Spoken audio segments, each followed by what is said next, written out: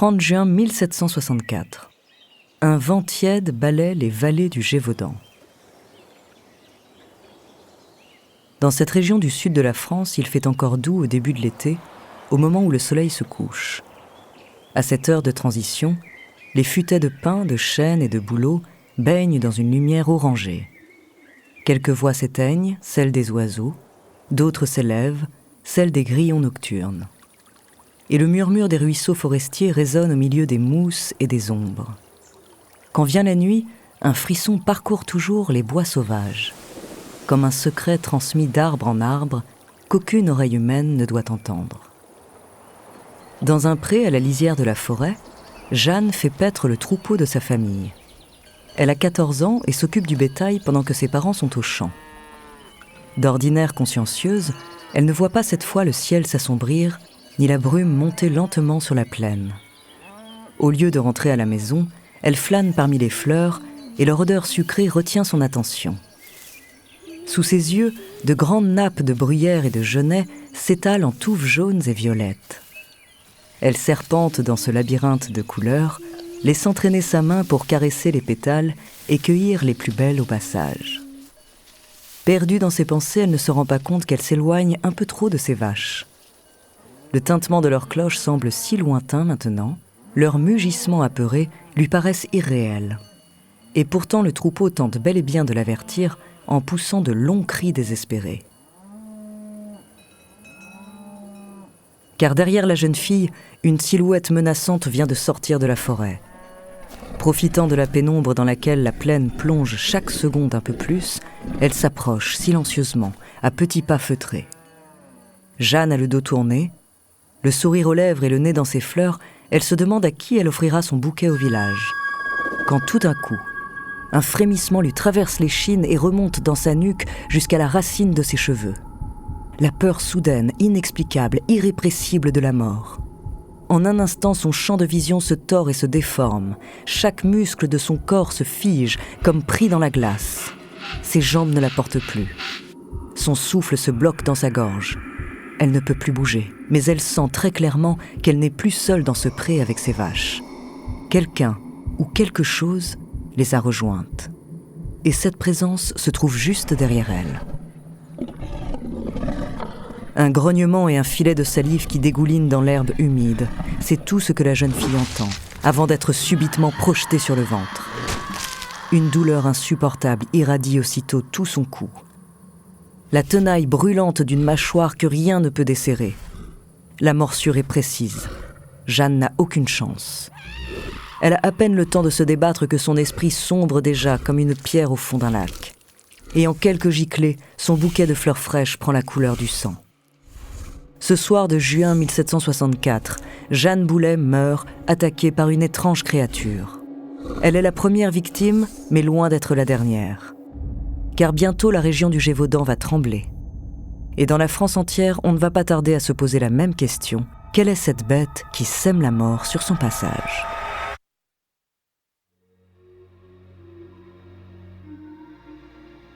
Bonjour, je suis Andrea Brusque, bienvenue dans Les Fabuleux Destins. En 4 épisodes, je vais vous raconter l'histoire d'une étrange créature qui a terrifié la France du XVIIIe siècle. Aussi cruel qu'insaisissable, ce monstre, qu'on croyait envoyé sur Terre par le diable en personne, a laissé derrière lui de nombreux cadavres. Son nom, la bête du Gévaudan. De ses premières victimes aux grandes chasses organisées pour la tuer, découvrez la première partie de son mystérieux destin.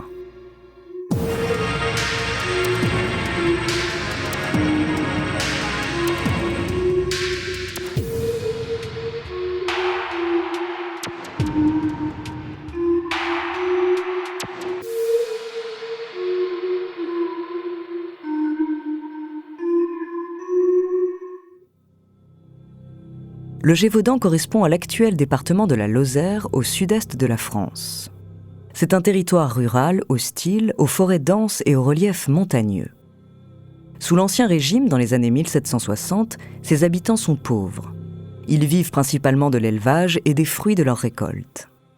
À cette époque-là, c'est l'une des régions les plus violentes du pays. La vengeance personnelle se pratique, elle fait partie du code d'honneur de tout homme du coin qui se respecte.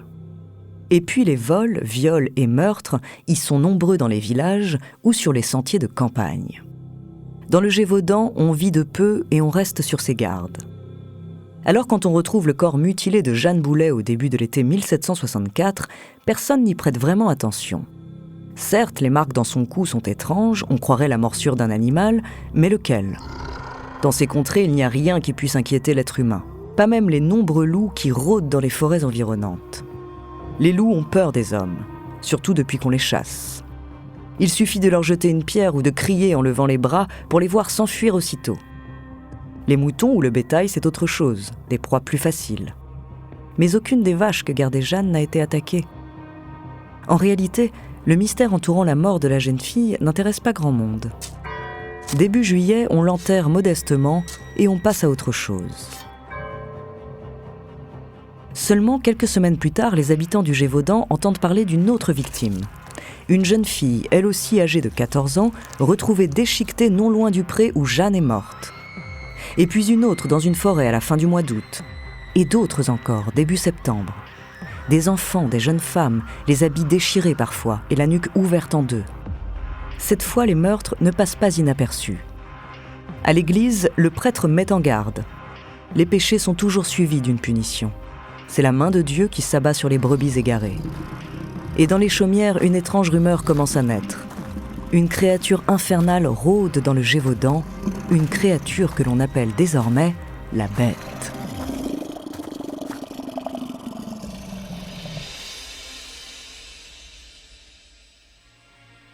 Avant de continuer cet épisode, nous voulions vous remercier pour votre écoute. Si vous voulez continuer de nous soutenir, abonnez-vous à la chaîne Bababam Plus sur Apple Podcast. Cela vous permettra une écoute sans interruption.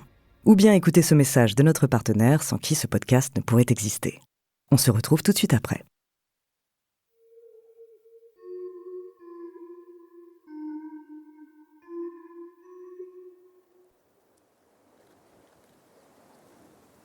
À partir de ce moment-là, les hommes vont au champ avec leurs fusils. Les femmes et les enfants gardent les troupeaux armés de lances et de bâtons. Mais malgré la prudence croissante de la population du Gévaudan, les massacres continuent tout au long de l'été. Bergers, vachères et pastoureaux sont retrouvés égorgés, dévorés. Certaines victimes ont le ventre rongé et les entrailles à l'air libre. Chaque mort attise un peu plus la peur et la colère des habitants du Gévaudan. Les rumeurs les plus folles circulent dans la région, et comme un gigantesque incendie, la panique se répand de village en village. Début octobre 1764, l'automne commence à s'installer dans la région. Les chemins de campagne se tapissent de feuilles brunes. Un vent plaintif s'infiltre sous les portes et charrie avec lui l'odeur du bois mouillé et la fraîcheur des premières gelées. Les jours raccourcissent, laissant place à la nuit toujours plus longue et aux craintes qu'elle inspire. Là, au nord-ouest de la région, dans une petite chaumière, un enfant lutte contre la fièvre. À son chevet, sa mère veille sur lui et remet de temps à autre une bûche dans la cheminée. Le garçon a les yeux grands ouverts. Il n'a pas dit un mot depuis 3 jours, mais une terreur sourde se lit dans son regard. Sur son crâne, une énorme trace de pattes. Des griffes ont lacéré sa chair, emportant une partie de ses cheveux et de la peau de son front. Aucun doute, il a été attaqué par la bête. Sauf que cette fois, l'enfant a survécu. Et dans un sursaut, il se redresse soudain dans son lit. Ce n'est pas un loup, c'est plus grand, beaucoup plus grand. Elle avait le poil roux, une raie noire sur le dos, blanche sur le ventre, le museau allongé, la queue très longue et touffue, et sa gueule était énorme. Après avoir parlé, le garçon plonge dans un sommeil profond. Mais sa mère a tout entendu. Elle a gravé chacun de ces mots dans sa mémoire. Et dès le lendemain matin, elle court avertir l'intendant du Gévaudan. C'est la première fois qu'une description de la bête est faite. Avec ça, il sera facile de l'identifier. Mieux encore, de la tuer. Après une dizaine de victimes, ce témoignage est le coup de fouet dont avaient besoin les autorités locales. Et dès le départ, on voit les choses en grand. La mission est confiée à Jean-Baptiste Duhamel, capitaine aide-major de l'armée à la tête d'un régiment stationnant dans la région. L'homme est intelligent, c'est un soldat coriace et expérimenté qui veut éradiquer ce fléau le plus vite possible. Le Gévaudan doit retrouver la paix, il en va de son honneur personnel. En plus de son bataillon de cavalerie, il recrute des milliers de paysans du coin pour prêter main forte lors des battues dans la forêt. Désormais, la chasse est officiellement lancée. Créature des enfers ou simple loup, Duhamel jure d'avoir sa peau. Avec autant d'hommes à ses trousses, la bête ne tardera pas à finir au bout d'une pique.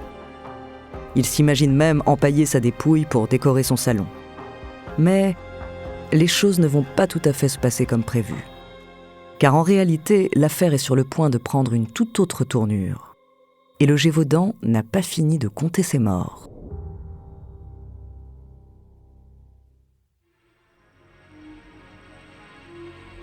Merci d'avoir écouté cet épisode des Fabuleux Destins, écrit par Élie Oliven, réalisé par Raphaël Menoux.